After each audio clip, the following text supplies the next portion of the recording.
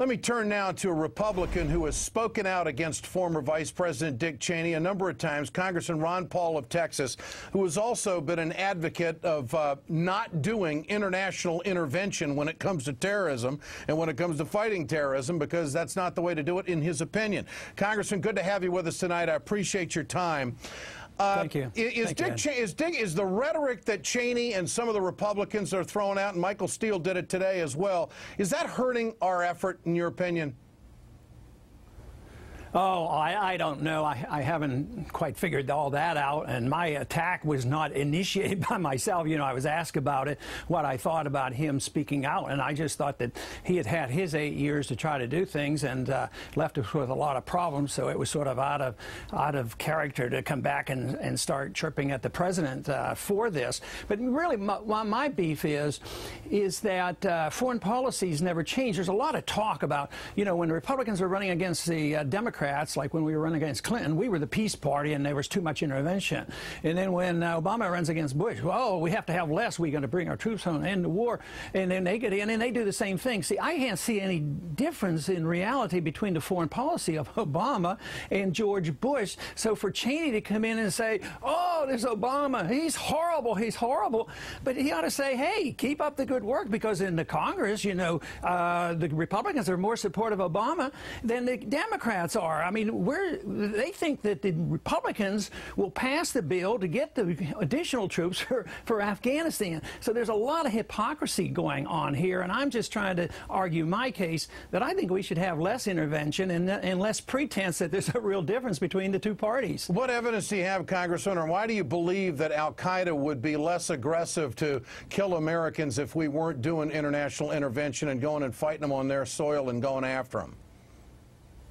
Well, they didn't exist till we got over there. We helped create them. Matter of fact, we even, our CIA helped radicalize the madrasa schools, because we were allies with them when we were trying to fight the Soviets and put them out of Afghanistan. So, yes, we helped initiate that because they understood our argument. Hey, look, these communists are bad people and they're invading your country. They want to take over. So they accepted this idea, well, we'll use religion to radicalize.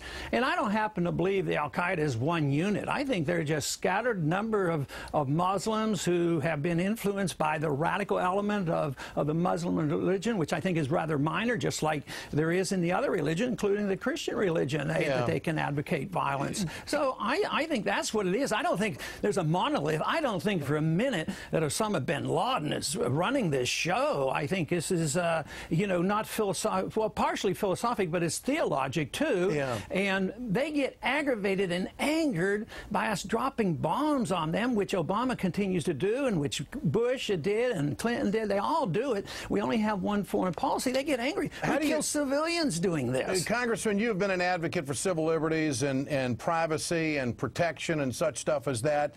How do you feel about some of the measures that President Obama has taken in the wake of this? More screenings at airports. I mean, heck, we got the Patriot Act. You can listen to anything you want to listen to. I mean, just a list of things that this administration has put out domestically to try to curb any type of attack. How do you feel about this? Is he doing enough? Is he not doing enough? What do you think? Well, some of it, certainly we ought to look at some of these people coming in from countries that we put on the terrorist list. I mean, that would be common sense. Do you agree with him on the 14 countries? Do you agree with him on the 14 countries that he put on the list? Yeah. Matter of fact, I had made a suggestion. Interesting enough, I had something passed right after 9/11 that we ought to be very careful with those countries that we had put on a list, and I think there were 4 at that time. And that bill passed in the House, and in the conference they removed that. They didn't want to do that. And I thought, well, if you use your logic, this is a lot better than putting us through the harassment and taking our shoes off and our belts off and stealing our new toothpaste and all these things. We spend $75 billion trying to get intelligence, and then when somebody comes with a hot lead, we can't even handle it. It is amazing. Yet, even with all this effort, we're missing the whole point. Is we don't ask the question, why are they so angry? And if it is what I say, because we're there, all this effort will be for naught. Congressman Ron Paul, is our presence in the Middle East worth anything to us? Congressman Ron Paul, great to have you with us tonight. I appreciate you being on. Thanks so much.